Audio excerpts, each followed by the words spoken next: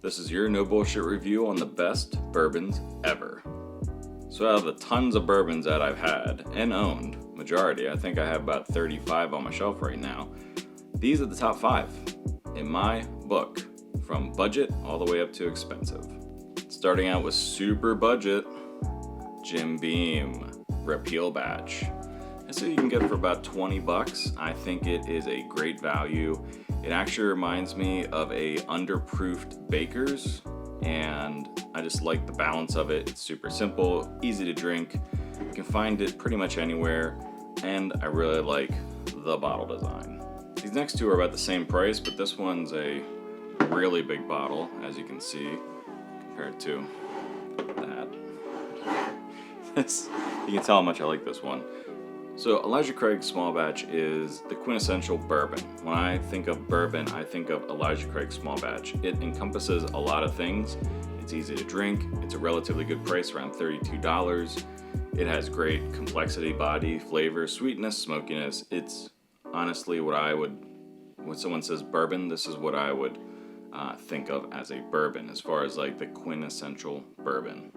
Right up there with it, Cooper's Craft Barrel Reserve. This is 100 proof, and I just did a review on this. I've had this for about a year, on my shelf, and I've come to really reach for this when I just want a simple, well-balanced, very similar Elijah Craig in that aspect. A little bit different flavors. I think this is a little bit sweeter than Elijah Craig. Elijah Craig's a little more bitey than what this is. But this is just, you can find it at a lot of places. It has great sweetness, great smokiness, complexity, and body are a little bit less than Elijah Craig. But for the price, which is about 35 bucks, can't go wrong, and I always reach for it. Now moving up, I got Baker's 7-year. Let's see, this is 107 proof. Got so many bourbons I can't keep track. Yeah, I only drink bourbon in the fall time and the winter time. So the rest of the year, I don't pay attention to bourbon whatsoever. I drink margaritas. But this right here is awesome for the proof, for the price, the balance of it. And ironically, I really think that this is just a higher proofed repeal batch. It's so similar. I mean, obviously it's going to be a little bit older, but super similar profiles, just a little bit more bite to the Baker's, which I like. Brings out more flavors and complexity and body. And for about, I think, 60 bucks, Baker's 7 is a must-have. My favorite bourbon of all time. Haven't had it this year yet, because I just started drinking bourbon in September, and I reached for it the other night. I poured myself a glass, and I drank it, and I was like, yes. It just reminds me that this is my favorite bourbon. Smoke Wagon, uncut and unfiltered.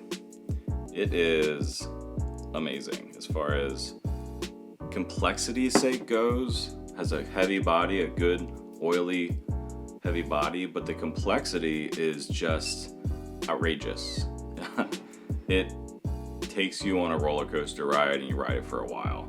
And it is very different than any other bourbon that you'll probably have. It's super unique in a good way. And for about between probably 60 and 70 bucks, that's what you're gonna get with this. You're not gonna see bourbons on my list here that are like $300, $800, $1,000, $200, even $175. I think it's ludicrous, personally. So that's why you see every bourbon I've ever reviewed is under $100, because I'm not going to spend over $100 on a bottle of liquor. That's just me. But for my money, this is my favorite, and I think if you don't have it, you should definitely try it.